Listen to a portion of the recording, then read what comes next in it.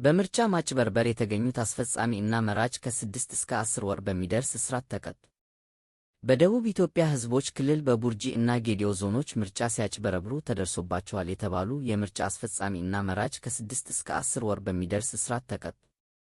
በቡርጂ ዞን የሲምቹ ምርጫ ጣቢያ አስፈጻሚ የነበረው ያቸው አድማሱ የተባለ ግለሰብ ለመራጮች በተዘጋጁ የድምፅ መስጫ ቅጾች ላይ አስቀድሞ እርሱ ለሚደግፈው እጩ ተወዳዳሪ ምልክት አድርጎ በመገኘቱ የ10 ወር እስራት ተፈርዶበታል።